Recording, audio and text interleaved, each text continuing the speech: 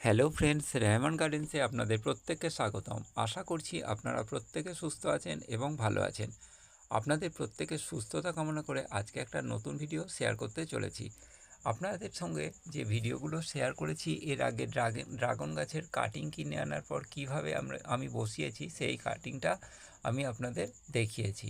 এটা হচ্ছে প্রায় 2.5 মাসের ওপরে এই কাটিংটাকে বসানো হয়েছে। দেখতে পাচ্ছেন যে গায়ে লেখা রয়েছে শ্রীলঙ্কান রেড।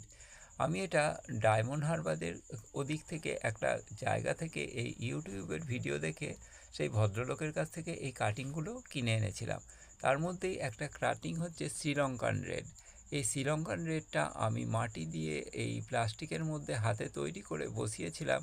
বসানোর পরে প্রায় 2.5 মাসের পরে এই কাটিং থেকে দেখুন কিভাবে মাটির নিচের দিক থেকে যে শাখাটা বার হয়েছে সেটা বাড়তে পারিনি বলে প্লাস্টিকের চাপে কেমন বেঁকে গেছে, সেটা আমি আপনাদের সঙ্গে শেয়ার করতে চলেছি। আর এই কাটিং থেকে শাখা পোশাকা বার হওয়া যে খুব সহজ, সেই পদ্ধতি আমি আপনাদের সঙ্গে আজকে আলোচনা করব।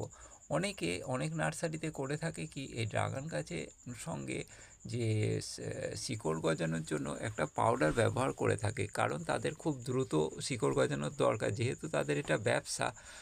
কিন্তু আমাদের কাছে এই রুট হরমোন বা পাউডার না থাকার কারণে আমি কিন্তু এটাকে সরাসরি মাটিতে বসিয়ে দিয়েছি। আর মাটিতে বসানোর পরে প্রায় 2 মাস পরে, একটু বেশি সময় লেগেছে এই বছরে প্রচুর বৃষ্টির কারণে। আর যদি এই বৃষ্টির কাল সময় আর শীতকাল সময় বাদ দিয়ে যদি আপনারা গরমের ঋতুতে যদি এই ড্রাগন গাছের কাটিং বসান, তাহলে কিন্তু খুব সহজে খুব ভালোভাবে এই গাছ থেকে চারা উৎপাদন করতে পারবেন। প্লাস্টিক থেকে যদি আমি পিছন দিকটা যেহেতু সাদা, সেই জন্য দেখালাম আমি আপনাদের যে কত পরিমাণ শিকড় এই পিছনটা দিয়ে দেখা যাচ্ছে।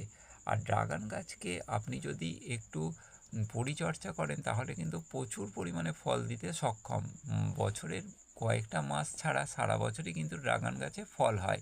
আর এই ফল যারা খেতে ভালোবাসে তাদের ক্ষেত্রে কিন্তু এই ড্রাগন গাছ অবশ্যই একটা উন্নত প্রজাতির বসানো দরকার। কারণ উন্নত প্রজাতির না হলে এই ড্রাগন যদি ছোট সাইজের হয় তাহলে কিন্তু অনেক সময় ভালো নাও লাগতে পারে। তবে ছোট ড্রাগনগুলো খেতে স্বাদ অনেকটাই বেশি, যেগুলো সাইজে বড় হয় সেগুলো খেতে ভালো, তবে ছোটোগুলোর স্বাদটা একটু বেশি। আর আমরা যদি এটাকে একটা বড় জায়গায় বসাই তাহলে এটা এত তাড়াতাড়ি বেড়ে উঠবে, সেটা আমরা যারা দেখিনি ড্রাগন গাছ তারা কিন্তু খুব ভালোভাবে কল্পনা করতে পারবে না যে ড্রাগন গাছ এত তাড়াতাড়ি বাড়তে পারে। সুতরাং আপনারাও বাড়িতে এটা চেষ্টা করলে করতে পারেন। আর ভিডিওটা ভালো লাগলে আপনারা অবশ্যই সাবস্ক্রাইব করবেন। ভিডিওটা দেখার জন্য প্রত্যেককে ধন্যবাদ।